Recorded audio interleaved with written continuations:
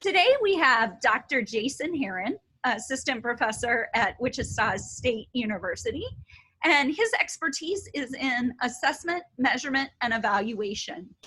And Dr. Herron is a contributor on our program evaluation chapter and just has a wealth of knowledge of statistics and how to deal with things when they get wacky in applied settings.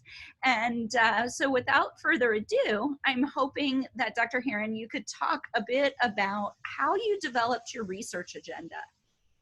Okay, so I really started to create my research agenda while I was in grad school.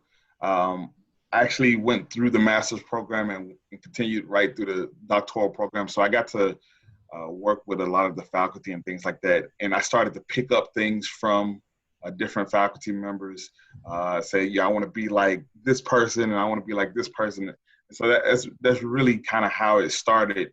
So when I was started a long time ago, I guess it was a long time ago, but when I started graduate school, one of the things that we were kind of going through is there were budgetary constraints and there was no assistantships. So I decided, okay, I want to eventually get assistantships. I want to get into the doctoral program. And what I figured was the best way to do that was to kind of work on research, even if it was free. So everybody, so whenever there was a researcher that I kind of, really liked, I, talked to him and say, hey, I want to work on stuff with you. And that's kind of where it started. And so I started to put together different things that I like and enjoy. And that's how it first started. And then as I, graduated and got to Wichita State, one of my emphasis was on research methodology. And so a lot of people really kind of focus on qualitative research. And so being a methodologist and being able to do the statistics, it allowed me to kind of work with a lot of different people. And so I kind of kept myself open to that. And then also with the program evaluation, that helped out quite a bit because a lot of people required program evaluation expertise, and I was able to kind of fulfill that for a lot of different people. So that allowed me to branch out and work with a bunch of different people, and from different professions and things like that.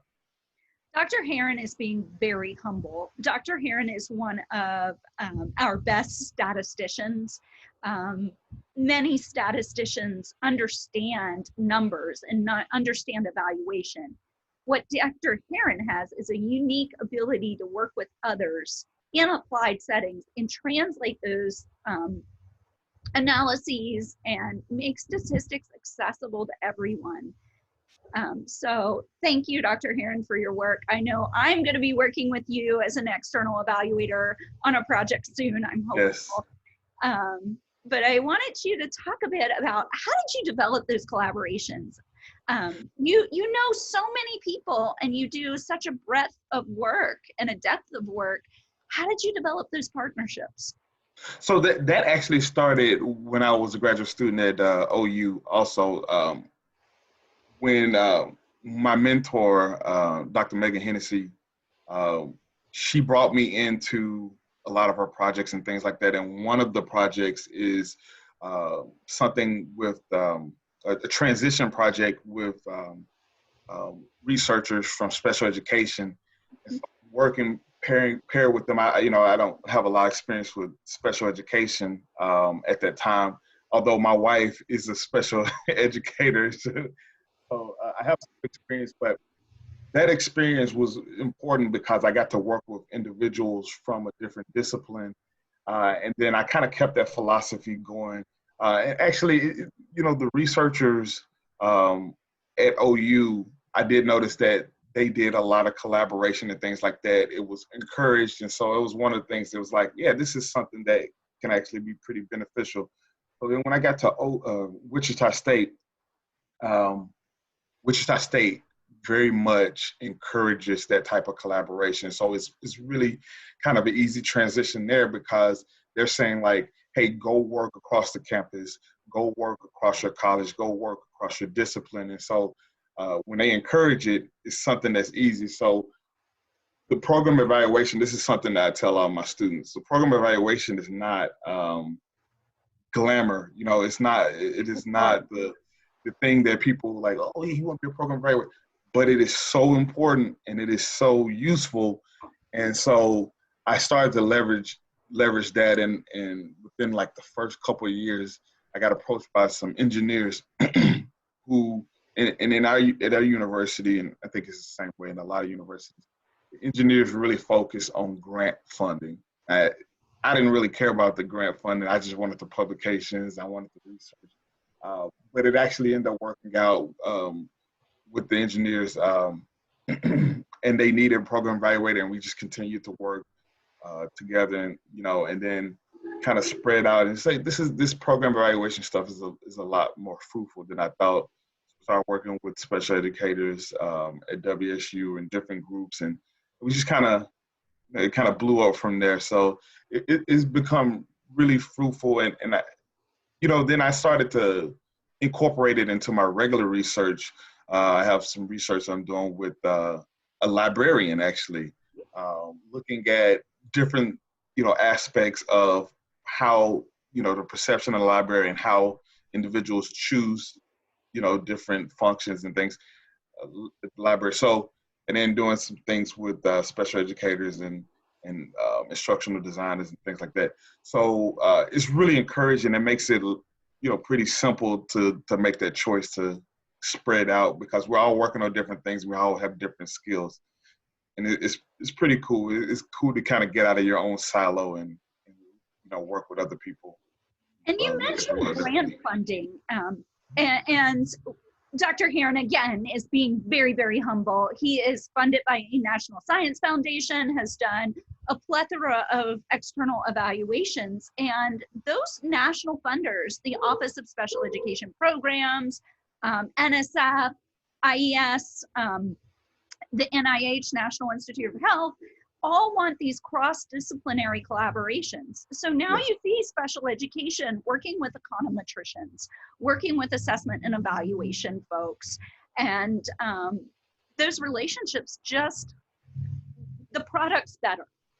Having somebody who has that numbers background is going to see something different in, say, a transition data set than a special educator whose focus is the actual intervention. And so that being open and having a niche skill. Not everybody understands numbers like Dr. Herron. It is, being a quantitative methodologist is a pretty unique skill, and it allows him to be on teams that need that skill. And it's something you're obviously very good at, and it just brings a wealth of knowledge there.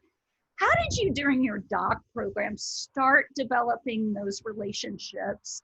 I know you talked a bit about faculty. How did you develop relationships outside of OU and outside of your doctoral granting institution?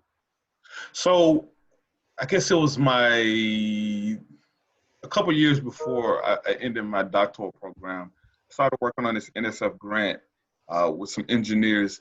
And that was kind of really the first kind of taste of working with individuals outside, because I had to, collaborate and talk and create things outside of, the university. And so that was the first start. And then I also got involved with a lot of organizations. So the National Council for Measurement and Evaluation was one of those things.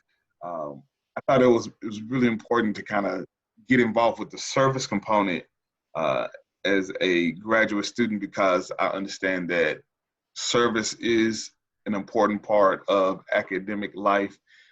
So I wanted to get started with that, but I learned a lot about things that I would have never learned about, and I met a lot of people that I would have never met, that if I didn't do that. Graduate life is pretty, I guess the word is kind of lonely in a sense, where you're kind of focused on your own thing. And especially when you get into like the dissertation phase, you're focused in on your own stuff and your own research. And it's easy to kind of get lost in yourself. but when you're forced to kind of do some service, you work on committees, work on different facets of these different um, organizations, it's easy to meet people and to get involved with people who look at the world a little bit differently. And I thought that was a really, especially like working with NCME, I was exposed to a lot of statistics and things that I've never even heard of. And I'm looking and I'm doing these reviews and I'm like, I have to actually look this up before I can, because I don't fully get it. I've never seen these things before. And especially when you talk about the measurement component, there's all types of growth that happens all of the time. Now we have computers that can kind of do adaptive testing and things like that. Couldn't do that stuff 50 years ago. And so now we're able to have all these different techniques and approaches that we've never had before. So it's really good to be able to meet people and learn from them. Well, Dr. Herron, it's been an absolute pleasure to have the opportunity to complete this interview with you. Thank you. Any last advice for doctoral students? I would say that one of the things that's important is to try to get enough skills to make yourself make it so that it's hard to get rid of you. And that's a weird thing to say, but in academia, one of the things that we always have to consider is financial issues are always going to be, the norm. And budgetary issues are always going to be things that you always have to consider. You want to make it so that you have enough skills that people say, I value this individual. I value what this person does. When I came into Wichita State, I originally wanted to take a different path. I didn't actually want to teach the program evaluation courses, and I didn't want to teach the research method courses, but they needed somebody who taught those things, and I actually ended up loving it. It became my niche, and I became the stats guy and the research guy, and like it was perfect for me because I was good at those things, and I wanted to. I wanted to continue to do them. And so now I love those things, but having the flexibility to be able to teach, different things, it actually really makes you very valuable. So like I teach courses for the counseling program, and, I go to the counseling meetings because they want me to teach these courses. They need me to teach those courses, and I'm good at it, and I understand their world so much. And so I'm teaching assessment for counselors, and it's a different course than the other traditional assessment course, but it works out so well so I can speak their language and explain to them in a way that makes sense to them. So I would say that you want to be competent in the areas that you work in, but also don't try to shrink it down so you're only competent in one or two things.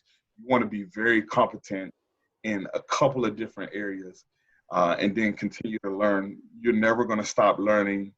I remember when I first started teaching the multivariate course, I had certain things that I taught, and I had to add to them every year. So I try to add a new analytic technique every year because, they're just basically tools. Every analytic technique is a tool that you put in your tool belt. And the more that I can add to it, the better off the students will be, and the better off I'll be because I know more things now. And so always keep learning and always make it so that, you're valuable, and then work with as many people as you can.